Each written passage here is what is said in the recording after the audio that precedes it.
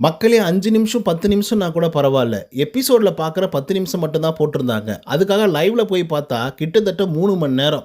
ஒட்டுமொத்த big pass வீட்டையும் 3 மணி நேரம் தன்னுடைய கைக்குள்ள வச்சுட்டு இருந்தாங்க நந்தினி அப்படின்னு சொன்னா, உங்களால நம்ப முடியுதா? அப்படி இப்படி ஆட்டம் இல்ல. பேய் ஆட்டம் மாதிரி வந்து ஒரு ஆட்டத்த ஆடுனாங்க பாருங்க ஆத்தா இறங்கி. மொத்த வீடும் பிளாஸ்ட்.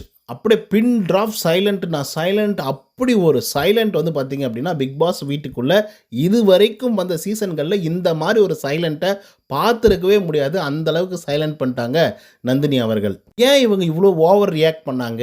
ஏன் இவ்வளோ தூரம் கத்துனாங்க? ஏன் ஒட்டுமொத்த பேரையும் அடிச்சு தும்சம் பண்ணாங்க? சொல்லப்போனா பிக் பாஸே ஒரு ரியாலிட்டி ஷோ அப்படின்றீங்க. ஆனா ரியாலிட்டியே இல்ல அப்படின்னு சொல்லி பிக் பாஸையே கழுவி ஊத்திட்டு போனாங்க. ஏன் இதெல்லாம் பண்ணாங்க? இதுக்கான காரணம் என்ன அப்படின்னு பார்த்தீங்கன்னா, அதுக்கு பின்னாடி ஒரு 2, 3 பேர் வந்து இருக்காங்க. அதில குறிப்பாக கெமி, கனி, கலையரசன், ஆதிரை, ரம்யா, வினோத், சபரி அப்படின்னு சொல்லிட்டு போயிட்டே வந்து இருக்கலாம். ஸோ எல்லார் மேலேயும் இவங்களுக்கு வந்து மிகப்பெரிய அளவில் ஒரு குற்றச்சாட்டு வந்து இருக்கு. ஸோ அதெல்லாம் என்ன? இவங்கெல்லாம் என்ன பண்ணாங்க? அண்ட் அதனால் வந்து நந்தினி அவர்களுக்கு என்ன நடந்துச்சு அப்படிங்கிறத பற்றி இந்த வீடியோவில் முழுசாக பார்க்கலாம். ஸோ இந்த வீடியோக்கு போகிறதுக்கு முன்னாடி நம்மளோட சேனலை சப்ஸ்கிரைப் பண்ணாதவங்க சப்ஸ்கிரைப் பண்ணி வச்சுக்கோங்க. பக்கத்தில் ஒரு பெல் ஐக்கான் இருக்கும், அதையும் ப்ரெஸ் பண்ணி ஹாலில் போட்டுக்கோங்க. அப்போ தான் நாங்கள் அப்டேட் பண்ணுற ஒவ்வொரு வருஷமும் உங்களுக்கு நோட்டிஃபிகேஷனாக வந்து சேரும். அதை தாண்டி இந்த வீடியோ குறைஞ்சபட்சம் ஒரு 1000 லைக்லாம் எதிர்பார்க்குறோம். ஸோ லைக்கை போடுங்க, வீடியோ பாருங்கள், வாங்க இன்று வீடியோக்குள்ள வந்து போகலாம். இப்போ 1 by 1 பார்க்கலாம். Problem number 1, Kamrudeen versus Sabarinathan. So இவங்க 2 பேருக்குள்ள ஒரு பெரிய ஃபைட் வந்து நடக்குது. குறிப்பாக சபரிநாதன் அவர்கள் வந்து தண்ணி பிடிச்சிடுறாரு. கம்ருதீன் அந்த நேரத்தில் இல்லை. அப்படி கம்ருதீன் மறுபடியும் வெளியே வரும் பொழுது சபரிநாதன் என்ன சொல்கிறாருன்னா, இதுக்கு தான் நம்ம இங்கேயே இருக்கணும் அப்படிங்கிற ஒரு வார்த்தையை வந்து விட்டுருவார். அதனால கம்ருதீன் வந்து பயங்கரமாக ட்ரிகர் ஆகி, அப்போ நான் வேலை செய்கிறதில்லன்னு சொல்கிறியா? அப்போ நான் இங்கேயே வந்து இருக்கணுமா? நான் உள்ளே போய் ஒன்றுமே பண்ணக்கூடாதா? நான் எதுவுமே பண்ணலையா? நான் என்ன வந்து இப்படி தான் பண்ணிட்டு திரியிறேன் அப்படின்னு சொல்லி நீ என்ன ரெஜிஸ்டர் பண்ணுறியா? நீ ரொம்ப நல்லவனாடா, அவ்வளோ நல்லவனா நீ? சீரியலில் நடிக்கிற சரி, இங்கேயும் நடிக்காதடா, நீ ரொம்ப நல்லவன் தான்டா, உனக்கு கப்பு வேணுமா நானே வாங்கி கொடுத்துறேன்டா, எடுத்துன்னு போயிடுறா, நீ ரொம்ப நல்லவன் தான்டா, இப்படிலாம் பேசாதடா, அதுக்குன்னு நானும் உழைப்பை போட்டிருக்கேன்டா, ரொம்ப கஷ்டப்பட்டிருக்கேன்டா அப்படின்னு சொல்லி கம்ருதீன் ஒரு பக்கம் வந்து வாக்குவாதம் பண்ணிட்டு இருக்காரு. இன்னொரு பக்கம் சபரிநாதன், நான் ஏன்டா டேய் என்னடா இப்படிலாம் வந்து பேசிகிட்டு இருக்க, உனக்கு நான் துரோகம் நினைப்பினாடா, உனக்கு நான் இப்படி நினைப்பினாடா அப்படின்னு சொல்லி அவர் ஒரு பக்கம் வந்து பேசிகிட்டு இருக்காரு. ஒட்டுமொத்த கண்டஸ்டன்ட்டு உள்ளர வராங்க அவங்க 2 பேர் சண்டையில். ஸோ அப்படி வந்த உடனே இவங்க போய் அவங்கள காம்ப்ரமைஸ் பண்ணுறாங்க, அவங்க போய் இவங்களை காம்ப்ரமைஸ் பண்ணுறாங்க. ஸோ இவங்க 2 பேருக்குள்ளே காம்ப்ரமைஸ் வருது, திரும்பி சண்டை வருது, திரும்பி காம்ப்ரமைஸ் ஆகுறாங்க. ஸோ அப்படி வந்து கடைசியாக வந்து பார்த்தீங்கன்னா, சரி ஓகே யாரும் கிட்ட வராதிங்க, நாங்கள் 2 பேர் வந்து பேசி முடிவு பண்ணிக்கிறோம் அப்படிங்கிற மாதிரி வந்து பார்த்தீங்கன்னா சொல்லிவிட்டு 2 பேர் உட்காந்து பேச ஆரம்பிக்கிறாங்க. அப்படி பேச ஆரம்பித்த உடனே நந்தினி அவர்களும் அவங்க பிரச்சனை நடந்துட்டு இருக்கும்போது வெளியே வந்துட்டு பார்த்துட்டு உள்ளர போகிறாங்க. அதுக்கப்புறம் தான் அவங்களுக்கு ஆக்சுவலாக ட்ரிகர் ஆகுது. ஏன் அது ட்ரிகர் ஆச்சு அப்படின்னு பார்த்தீங்கன்னா, சபரிநாதனை வந்து கம்ருதீன் வேறு லெவலில் திட்டி வச்சுருப்பாப்புல. சொல்லப்போனால், நீ என்னோடய லைஃபே நீ ஸ்பாயில் பண்ணிவிடுவா, இப்போ என்னடா என் லைஃப் என்னடா போனால் பரவாயில்லையடா விட்றா, நான் கெட்டவனடா, நான் ஒர்க் பண்ணலையடா, அப்போ நான் எதுவுமே பண்ணலன்னு சொல்கிறேடா, நீ ரொம்ப நல்லவனடா, கப்பு உனக்கு வேணுமாடா, வின் பண்ணுமாடா, எடுத்துக்கூடா, என்னடா இதனால் என்னோடய கெரியர் போயிடுமாடா, போட்டு விட்றா அப்படிங்கிற மாதிரிலாம் வந்து பயங்கரமாக பேசிட்டார். அது வந்து பார்த்திங்கன்னா நந்தினிக்கு பயங்கரமாக ட்ரிகர் ஆகிடுது. ஆனால் உள்ளே என்ன நடந்துச்சு அப்படிங்கிறது தெரில. பட் அங்கே தான் வந்து பார்த்திங்கன்னா அர்ஜுனா வந்துச்சு. அங்கே தான் வந்து பார்த்திங்கன்னா பிரச்சனைகளே ஆரம்பிச்சுது. பட் இதை மைண்டில் எடுத்துக்கிட்ட நந்தினி அவர்கள் வந்து செம்ம கடுப்பாயிட்டு தாச்சு பூச்சின்னு கத்துறாங்க. அதுதான் நீங்கள் வந்து பார்த்திங்கன்னா எபிசோடில் பார்த்துருப்பீங்க. சொல்லப்போனால் டேய் நான் வந்து அன்பை எவ்வளோ நாளைக்கு கொடுப்பேன், ரியாலிட்டியாக யாராக இருக்கீங்க, ரியலாக யார் இருக்கீங்க, எல்லாமே ஃபேக்காக தான் வந்துருக்கீங்க, இங்கே இவக்கிட்ட பேசுகிறேன், அப்படியே போய் அந்த பக்கம் போய் அவளை பற்றி இங்கே பேசுகிறீங்க, என்னடா இதெல்லாம் ரியாலிட்டியடா, அன்பை கொடுக்கணும்னு சொல்லு, அன்பால் நீ ஒரு கேம் வெயி, அப்போ நான் தான் ஜெயிப்பேன், ஆனால் இதிலெல்லாம் என்னால் முடியாதுடா, இதிலெல்லாம் என்னால் முடியாது அப்படின்னு சொல்லி டாச்சு பூச்சின்னு கத்துறாங்க. ஒரு பக்கம் கனியக்கா உன்னை நான் அக்கா மாதிரி பார்த்துட்டு இருந்தேன், அம்மா மாதிரி பார்த்துட்டு இருந்தேன், உன் கையால் நான் சாப்பிட்டுட்டு இருந்தேன், அவ்வளோ அன்பாக நான் உன்னை பார்த்துக்கிட்டேன், ஆனால் நீ சாப்பாட்டில் உப்பள்ளி போட்ட பார்த்தியா, உன்னை கூட என்னால் நம்ப முடியல, அதுக்காக நான் உன்னை மதிக்காமல் போக மாட்டேங்க அப்படிங்கிற மாதிரி அவங்கள ஒரு பக்கத்தை கட்டுறாங்க. இன்னொரு பக்கம் கெமி, ஏம்மா ட்ரெஸ்ஸை வந்து நான் நல்லா இருக்கு அப்படின்னு சொன்னது வந்து என்ன சொல்லிட்டேன், நான் சொல்லிட்டேன், நல்லபடியாக தான் சொன்னேன், ஒருத்தரையும் போய் சாப்பிட்டீங்களா, நல்லா இருக்கீங்களா, என்ன பண்ணுறீங்க அப்படின்னு கேட்குறது தப்பு. இப்போ வருவா பாரு, இந்த மாதிரி கேட்பா பாரு, அந்த மாதிரி பண்ணுவா பாரு அப்படின்னு சொல்லி அதுக்கு ஒரு கமெண்ட்டு. இந்த மாதிரி நீங்கள் எல்லாத்துக்குமே கமெண்ட்டை தான் போட்டுட்ருப்பீங்களா? எங்கடா அவன் கலையரசா வாடாங்க, உன்னை நான் அப்பயே பார்த்தேன், உனக்குள்ளே ஒரு சக்தி இருக்குது, உன் கண்ணை நான் பார்த்துருக்கேன், நீ தானே அதை டைட்டிலே வின் பண்ணுவ அப்படின்னு சொல்லி அவர் ஒரு பக்கம் வந்து பேசுகிறாங்க. இன்னொரு பக்கம் திவாகர் அவரை பிடிச்சி உட்னா நல்லா இருண்ணா போனா அப்படின்ற மாதிரிலாம் பேசுகிறாங்க. ஸோ இந்த மாதிரி நிறைய விஷயங்களை வந்து பார்த்திங்கன்னா எக்ஸ்போஸ் பண்ண ஆரம்பிச்சிட்டாங்க. ஒவ்வொருத்தரையும் பிடிச்சி கிளின்னு கிழிச்சிட்டாங்க. குறிப்பாக வந்து பார்த்திங்கன்னா ஆதிரியை பிடிச்சி நீ என்ன மேக்கப் போடுறதில்ல நீ? மேக்கப்பை போடுறதில்ல. எல்லாரும் தானே போடுறீங்க. சாப்பிட ஒரு தடவை, தூங்க ஒரு தடவை, எல்லா நேரத்துலையும் மேக்கப் போடுறீங்களே. அப்போ ஏன் அப்சரா போடக்கூடாது? ஏன் போடக்கூடாது மேக்கப்பு? எல்லாமே வெஞ்சன்ஸு. எல்லாமே உள்ளுக்குள்ளே ஏதாவது ஒன்று வச்சுட்டு பேசிகிட்டு இருக்கீங்க. யாருமே ரியலாகவே கிடையாது. என்னால் இந்த இடத்துல இருக்கவே முடியாது. நீங்கள் துரோகம் பண்ணுறீங்க. இங்கே ஒரு மாதிரி ஒரு பேசுகிறீங்க, அங்கே ஒரு மாதிரி வந்து பேசுகிறீங்க. இப்போ நல்லா பேசிட்டு டாஸ்க் வந்த உடனே வேறு மாதிரி பேசுகிறீங்க. சாப்பாட்டில் உப்பள்ளி போடுறீங்க. எப்பா சாமி உங்கள் கூடவெல்லாம் என்னால் வாழவே முடியாதுடா அப்படிங்கிற ஒரு பயங்கரமான பேச்சு அப்படி ஒரு பேச்சு அங்கே ஆரம்பித்து மறுபடியும் அந்த பிக் பாஸ் ஹவுஸ்குள்ளே போய் அங்கே இருக்கக்கூடிய பெட்ரூம்கெல்லாம் போய் மறுபடியும் மூச்சு வாங்கி திரும்பியும் வந்து பேசி திரும்பியும் போய் திரும்பி மூச்சு வாங்கி திரும்பியும் வந்து பேசி திரும்பி மூச்சு வாங்கி திரும்பி வந்து பேசி அப்படின்னு சொல்லி ஒரு 10 தடவை பெட்ரூம் போவாங்க, மூச்சு வாங்குவாங்க, திரும்பி வருவாங்க, திரும்பி போவாங்க, திரும்பி வருவாங்க, மைக்கை எடுத்துகிட்டு போய் போடுவாங்க, திரும்பி எடுத்துகிட்டு வந்து வைக்குவாங்க. அந்த மாதிரி மட்டும் செஞ்சுக்கிட்டே இருந்தாங்கப்பா சிறப்பாக பிக் பாஸை வச்சு. ஏன்னா ஒட்டுமொத்த கண்டஸ்ட் வாயே திறக்கல, யாருமே வாயே திறக்கல. அதுதான் சொல்கிறேனே, இத்தனை சீசன்களில் ஒட்டுமொத்த பிக் பாஸ் ஹவுஸையும் சைலண்ட் மோடில் போட்ட ஒரே ஆள் வந்து பார்த்திங்கன்னா நந்தினி அவர்கள் தான். அந்த பெருமை வந்து நந்தினிக்கு வந்து சேரும் கண்டிப்பாக. ஆனால் அவங்க சொல்கிறதெல்லாம் உண்மை தான். என்னடா இது கேமுன்னு சொல்கிறீங்க, ரியாலிட்டி கேமுன்னு சொல்கிறீங்க, ஒருத்தராக ரியலாக இருக்கீங்களா? இங்கே ஒன்று பேசுகிறீங்க, உடனே நான் உங்ககிட்ட ஏதாவது ஒன்று பண்ணேன் அப்படின்னா உடனே என்னை பற்றி அங்கே ஒன்று பேசுகிறீங்க. அதுவே அடுத்த கேம் வரும்போது என்னையை வச்சு செய்கிறீங்க. என்னடா கேம் இது? அதுக்கப்புறம் பயங்கரமாக கத்தி எல்லாரையும் திட்டி அவங்க இவங்க மாமு அப்படின்னு சொல்லி என்னென்ன வாய்க்கு எல்லாம் வருமோ அவ்வளோ வார்த்தைகளும் சொல்லி திட்டினாங்க, செஞ்சாங்க, எல்லாத்தையும் பண்ணாங்க. அதுக்கப்புறம் ஓரளவுக்கு காம் டவுன் ஆனாங்க. அப்போ ஆகும்போது வந்து பார்த்திங்க அப்படின்னா மறுபடியும் பார்வதி வந்து இருக்காங்க இல்லையா, அவங்க அப்படி பேசிகிட்டு இருக்கும் பொழுதே பார்வதி அவர்கள் வந்து சென்ட்ராக போய் இவங்களை காம் டவுன் பண்ணலாம் அப்படின்னு சொல்லி ட்ரை பண்ணுறாங்க. பட் வந்து துஷார் அவர்கள் வந்து விடலை. வேண்டாம் அவங்ககிட்ட போகாதுங்க, அவங்க வெண்ட் அவுட் பண்ணிட்டோம், பேசிட்டோம், பரவாயில்ல விடுங்க அப்படின்னு சொல்லி அவங்க சொல்கிறாங்க. பட் பார்வதி வந்து பார்த்திங்க அப்படின்னா கொஞ்சம் டாமினண்ட்டாக மட்டும் இல்லை, ரொம்ப ஒஸ்ட்டாக பிஹேவ் பண்ணாங்க அப்படின்னு தான் சொல்லணும்.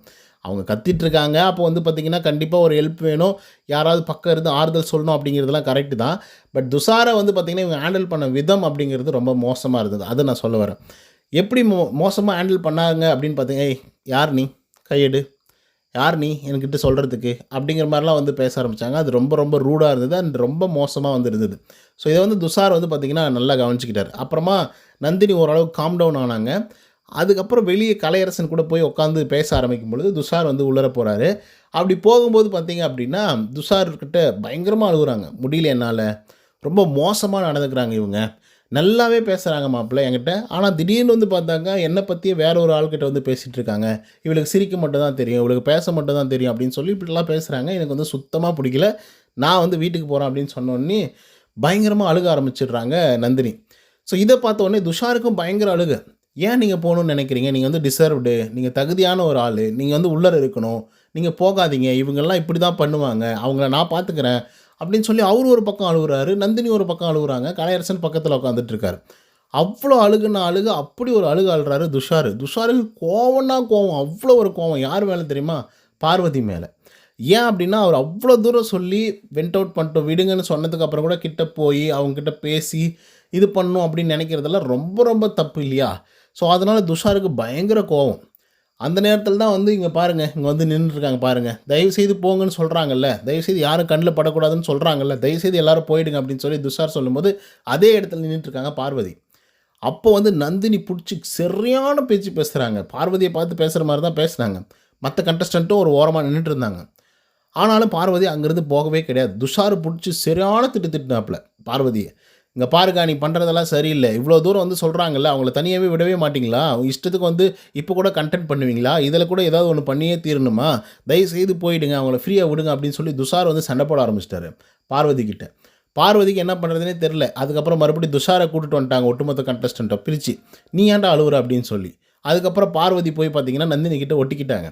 ரொம்ப மோசமான வேலையெல்லாம் பண்ணாங்க பார்வதி, நிஜமாக சொல்கிறேன், சரியான மோசமான வேலை. ஏன்னா நந்தினி வந்து மைக் போடல, அவங்க என்ன பேசுகிறாங்க அப்படிங்கிறது கேட்க முடியாது அப்படின்றதுனால கையில் அட்ஜஸ்ட் பண்ணி அதாவது தெரியாத மாதிரி, நந்தினிக்கு தெரியாத மாதிரி இவங்க கையில் அட்ஜஸ்ட் பண்ணி நந்தினி பேசுகிறது எல்லாமே வந்து பார்த்திங்கன்னா ரெக்கார்ட் பண்ணுறாங்க. இவங்களும் ரெக்கார்ட் பண்ணுறாங்க. என்ன ஆச்சு உனக்கு பிரச்சனை? ஆதிரி அப்படி என்ன சொன்னா? கனியக்கா ஏதாவது பண்ணாங்களா? கெமி ஏதாவது பண்ணாலா? அவங்களாம் என்னோடய பிளாக் லிஸ்ட்டே, அவங்கள பற்றி தெரியல அப்படின்னு சொல்லி சிரிச்சிட்டு இருக்காங்க. அவங்க ஹைப்பர் மோட்ல மென்டாலிட்டி இழந்து அவங்க இஷ்டத்துக்கு கத்திட்டு இருக்காங்க. கத்திட்டு இருக்கும்போது இவங்க போயிட்டாங்க. ஏத்தி விட்டுட்டு இருக்காங்க. அந்த பொண்ணு அப்படிதான்ப்பா. கெமி அப்படிதான். கனி அப்படிதான். நான் அப்பயே சொன்னேன்ல. ஆதிரே அதை விட மோசம். அவங்கலாம் எங்களுடைய பிளாக் லிஸ்ட்டு. ஐயோ! நான் அவங்க கூடலாம் பேசவே மாட்டேனே! அப்படின்னு சொல்லி ஏத்தி விட்டா, அந்த பொண்ணு இன்னும் பயங்கரமா கத்துது. இன்னும் பயங்கரமா பேசுது. அழுகவும் செய்யுது. "என்னாம்மா இப்படி பண்ற பார்வதி?" அப்படிங்கிற மாரி. ஆனா எல்லாத்தையும் கூட ஏத்துப்புங்க. நந்தினி மைக் போடல. அவங்க பேசுறது கேட்காம போயிடுமோ அப்படின்ற ஒரே காரணத்துக்காக தன்னுடைய மைக்க வந்து காட்டுறாங்கங்க. பேசுறது கேட்கட்டும் அப்படின்னு சொல்லி. ஒரு இடத்துல காமிச்சிருந்தா பரவாயில்ல. 2 இடத்துல. ஒரு இடத்துல வேற ஒரு பொசிஷன்ல உட்காந்துட்டு இருக்காங்க. மைக்கு கரெக்ட்டா நந்தினி பக்கம் வந்து வச்சிருக்காங்க. இன்னொரு பொசிஷன்ல இன்னொரு இடத்துல உட்காந்துட்டு இருக்காங்க. அப்பயும் வந்து பார்த்தீங்கன்னா, கரெக்ட்டா நந்தினி எங்க இருக்காங்களோ அந்த இடத்துல மைக் இருக்கு. ஆப்போசிட்டா இருக்கு. புரியுதுங்களா? ஒரு இடத்துல உட்காந்துட்டு இருக்கும்போது ஒரு மாதிரி இருக்கு. ஆப்போசிட்ல இருக்கு. இன்னொரு இடத்துக்கு போம்போது இன்னொரு இடத்துல ஆப்போசிட்டா வந்து இருக்கு. ஸோ எங்கெல்லாம் நந்தினி பேசுகிறாங்களோ, எங்கே உட்காராங்களோ அதுக்கேற்ற மாதிரி மைக்கை வந்து அட்ஜஸ்ட் பண்ணுறது, கையை வச்சு இந்த மாதிரி மோசமான வேலையெல்லாம் வந்து பார்த்தீங்கன்னா பார்வதி பார்த்தாங்க. அது சத்தியமாக எனக்கு சுத்தமாக பிடிக்கலைங்க. அந்த பொண்ணை நினச்சா ரியலாக ரொம்ப வரியிங்காக வந்து இருந்துகிட்ருக்கு. அதுக்கடுத்து தான் வந்து பார்த்தீங்கன்னா நம்மளுடைய திவாகர் வரார் பேச ஆரம்பிக்கிறதுக்கு. அங்கே தான் பார்வதி, கலையரசன்லாம் இருக்காங்க இல்லையா? சரி நம்ம பேசுவோம் அப்படின்னு சொல்லி வராப்புல. அப்படி வரும்பொழுது வந்து பார்த்தீங்க அப்படின்னா, நல்லா தான் பேசுகிறாங்க நந்தினி திவாகர் கிட்ட. அப்போ அவங்களும் வந்து பார்த்தீங்க அப்படின்னா, அதாவது திவாகரும் பார்த்தீங்கன்னா, ஒவ்வொருத்தரையும் குறை சொல்ல ஆரம்பிக்கிறார். துஷார் சரியில்லை, அந்த பையன் லூசு மாதிரி வந்து பேசிகிட்டு இருக்கான், அவன் வந்து பைத்தியக்காரன் மாதிரி பேசிகிட்டு இருக்கானோடனே இவங்களுக்கு பயங்கர கோவம். யாருக்கு? நந்தினிக்கு. இங்கே பாருங்கள், அவன் அந்த மாதிரிலாம் பேசாதீங்க அப்படின்னு சொல்கிறாங்க. ஃபஸ்ட்டு வார்ன் பண்ணுறாங்க. அப்பயும் மறுபடியும் அதே மாதிரி சொல்கிறாப்புல. இவங்களுக்கு சரியான கோவம் வந்துடுச்சு. இப்போ எழுந்து போறியா இல்லையா நீ? சும்மா அந்த மாதிரிலாம் பேசிட்டு கிளம்பு கிளம்பு கிளம்புனோடனே அந்த இடத்துல நம்மளுடைய கமருதீன் வந்துடுறாப்புல. அப்படி வந்த உடனே அவங்க தான் சொல்கிறாங்கல்ல, கிளம்புண்ணா, நீ கிளம்பி வாண்ணா, நீ எதுவும் பேசாத வாண்ணா அப்படின்னு சொல்லி கூப்பிட்றாப்புல. ரொம்ப டீசெண்டாக கூப்பிட்றாரு மனுஷன் பாவம். ஆனாலே நம்ம திவாகர் வந்து வரல. முடியவே முடியாது முடியாது, நான் இங்கே தான் உட்காருவேன், நான் ஒரு ஓரமாக உட்காந்துட்ருக்கேன், விடுங்க விடுங்க விடுங்க அப்படின்றாரு. யோ வாயா அப்படின்னு சொல்லிட்டு கையை பிடிச்சி இழுத்தாப்புல. மனுஷன் அப்பயும் வரல. நீ என்ன லூஸா இல்லை மென்டலாடா நீ, வான்னு சொல்கிறல, வெளியே வாடா அப்படின்னு சொன்னோன்னே இவங்க 2 பேருக்குள்ளே முட்டிக்கிச்சு.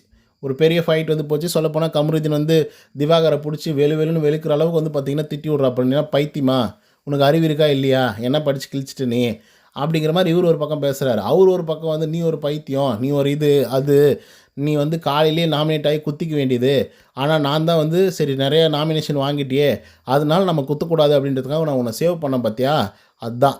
ஆனால் விஜய் சேதுபதி வரட்டும், அப்போ தெரியும், அப்போ தான் நான் உன்னை பற்றி சொல்ல போகிறேன், நீ தள்ளி விட்டது, நீ என்ன நான் பேசுனேன் எல்லாத்தையும் நான் சொல்ல போகிறேன் அப்படின்னு சொல்லி திவாகர் ஒரு பக்கம் வந்து சண்டையை போட்டுட்ருக்காரு. இவங்க 2 பேருக்கும் ஒரு பெரிய சண்டையே உருவாகிடுச்சு. அதை பற்றி ஒரு தனியாக நான் ஒரு வீடியோ போடுறேன். ஏன்னா 3 மணி நேரம் சண்டை இவ்வளோ சீக்கிரம் வந்து முடிக்கவும் முடியாது, டயர்டும் ஆகிடும், அது ஒரு விஷயம்.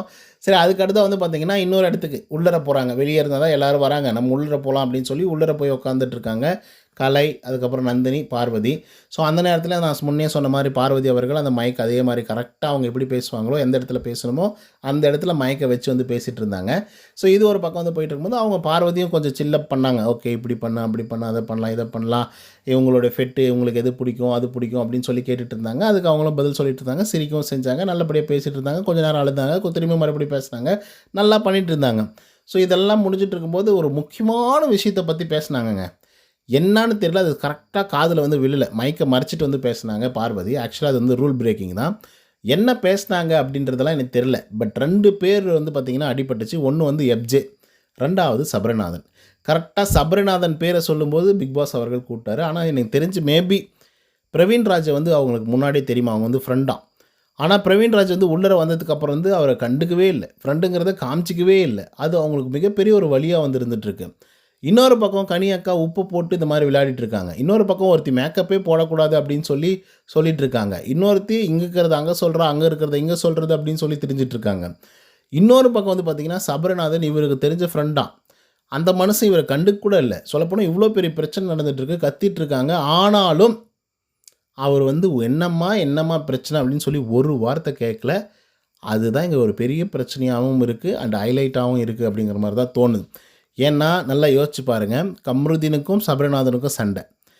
கம்ருதீன் வந்து ஃபுல்லாக பிடிச்சி திட்டி விட்டுறாப்புல சபரிநாதனை. ஸோ அந்த இடத்துலேருந்து தான் அந்த பிரச்சனையை ஆரம்பிக்குது. மேபி சபரிநாதனை திட்டத்தினால இவங்க பொங்கி பேசினாங்களா, இல்லை ஒட்டுமொத்த கண்டஸ்டண்ட்டும் இப்படி தாங்கிறாங்கடா, ஏன்டா இப்படியெல்லாம் இருக்கீங்க அப்படின்னு சொல்லி பேசினாங்களான்னு தெரியாது. பட் அதில் சபரிநாதனும் இன்வால்வ்மெண்ட்டோடு இருக்காங்க. அப்படி சபரிநாதன் அப்படின்னு சொல்லி சொன்ன உடனே பார்வதி முகத்தில் ஒரு சிரிப்பு வருது. உடனே வந்து பார்த்திங்கன்னா பிக் பாஸ் வந்து கூப்பிட்றாரு. இமீடியட்டாக வந்து பார்த்திங்கன்னா நந்தினி கிளம்பி போகிறாங்க மைக்கு போட்டுட்டு. ஸோ அந்த இடத்துல பிக் பாஸ் அவர்கள்கிட்ட எத்தனையோ பேர் கன்ஃபெஷன் ரூமுக்கு வந்து போயிருக்காங்க. இதே மாதிரி அழுது புலம்பியிருக்காங்க, சண்டை போட்டிருக்காங்க, என்னை வீட்டை விட்டு வெளியே அனுப்பிச்சிருங்க, என்னால் இருக்கவே முடியாதுங்க, ஜிபி முத்து மாதிரி நிறைய பேர் வந்து சொல்லியிருக்காங்க. அண்ட் அனுப்பவும் செஞ்சுருக்காங்க. ஓகேங்களா? ஸோ அந்த விதத்தில் நந்தினி அவர்கள் வந்து பார்த்திங்கன்னா உள்ளர போகிறாங்க. என்னங்க உங்களுக்கு பிரச்சனை சொல்லுங்கள் அப்படின்னு சொல்லி பிக் பாஸ் கேட்கும்போது ரொம்ப அழகாக சொல்கிறாங்கங்க. அதெல்லாம் பிக் பாஸுக்கே வந்து செருப்படி கொடுக்குற மாதிரி. யோசிச்சு பாருங்கள், பிக் பாஸ் கிட்ட உட்காந்துக்கிட்டு இது ரியாலிட்டி ஷோ தானே, ஆனால் இங்கே ரியாலிட்டியே இல்லை, ஆனால் நான் ரியாலிட்டியாக தான் இருக்கேன், அதனால் என்னால் இங்கே இருக்க முடியாது, தயவுசெய்து என்னை அனுப்பிச்சிருங்க அப்படின்னு சொல்லுதுங்க அந்த பொண்ணு. பிக் பாஸ் எதுவுமே பேசலை இந்த மாதிரி வந்து அந்த பொண்ணு சொன்ன உடனே. நம்ம ஒரு ஷோ பண்ணுறோம், ஷோவில் ஒன் ஆஃப் த கண்டஸ்டண்ட்டாக வந்த பொண்ணு பிக் பாஸை நீ குறை சொல்கிற, இது ரியாலிட்டி ஷோ இல்லை அப்படிங்கிறத உடைக்கிற அப்படின்னா, அப்படிப்பட்ட நீ எனக்கு தேவையில்லை அப்படின்னு சொல்லி பிக் பாஸ் எதுவுமே சொல்ல. சரி ஓகே, இடது பக்கம் ஒரு டோர் இருக்கும், அதை திறந்து வெளியே போயிடுங்க அப்படின்னு சொல்லிட்டார். அவ்வளோதான். நந்தினியும் வாக் அவுட் பண்ணிட்டு வெளியே போயிட்டாங்க. ஆக்சுவலாக இதில் என்ன பிரச்சனை அப்படின்னு பார்த்தீங்கன்னா, இந்த பொண்ணுக்கு சின்ன வயசுலேருந்தே ஒரு ட்ராமா இருக்குது. அப்பா அம்மா இல்லை, ரொம்ப கஷ்டப்பட்டு வளர்ந்துருக்காங்க, அண்ட் லவ் ஃபெயிலியர் வேறு இருந்திருக்கு. ஸோ இதெல்லாம் சேர்த்து அந்த பேட்ரைல்னு சொல்லுவாங்க, அந்த துரோகங்கள்லாம் நிறைய மீட் பண்ணதுக்கப்புறம் மறுபடியும் இந்த இடத்துல இதே மாதிரி ஆட்கள் இருக்காங்களே அப்படிங்கிறத அவங்களால ஏற்றுக்க முடியல. அதனால தான் பிடிச்சி செம கற்றுன்னு கத்தி விட்டாங்க.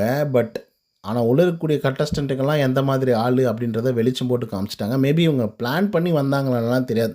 ஏன்னா அந்த பொண்ணு ரொம்ப ஸ்போர்ட்டிவாக வந்துருக்கும். காலையிலலாம் பார்த்தீங்கன்னா அழகாக ஒரு நாளைக்கு 3 ட்ரெஸ் பண்ணும், க்ளீனாக நீட்டாக அந்த வந்து ப்ரெசன்டபுளாக எப்பயுமே வந்து இருந்துகிட்ருக்கோம். திடீர்னு நைட் ஆனால் மட்டும் அழுக ஆரம்பிச்சிடும். கேட்டால் எனக்கு வந்து இங்கே இதே இல்லை, இங்கே இருக்கிறதுக்கே எனக்கு பிடிக்கல, இவங்கெல்லாம் சுத்தமாக பிடிக்கல அப்படிங்கிற மாதிரி வந்து சொல்லிட்டு இருந்தது. பட் எனிஹவ் இதுதான் நடந்த விஷயம். ஸோ இதை பற்றின உங்களோட கருத்துக்கள் என்ன அப்படிங்கிறத கமெண்ட்ஸில் சொல்லுங்கள். இந்த வீடியோ உங்களுக்கு வந்து பிடிச்சிருந்தா இதே மாதிரி பிக் பாஸோட அப்டேட்ஸ்லாம் தெரிஞ்சுக்கணும் அப்படின்னு நினச்சிங்கன்னா நம்மளுடைய சிறப்பு மீடியா 2.0 அப்படிங்கிற சேனலை சப்ஸ்கிரைப் பண்ணிக்கோங்க. நன்றி, வணக்கம்.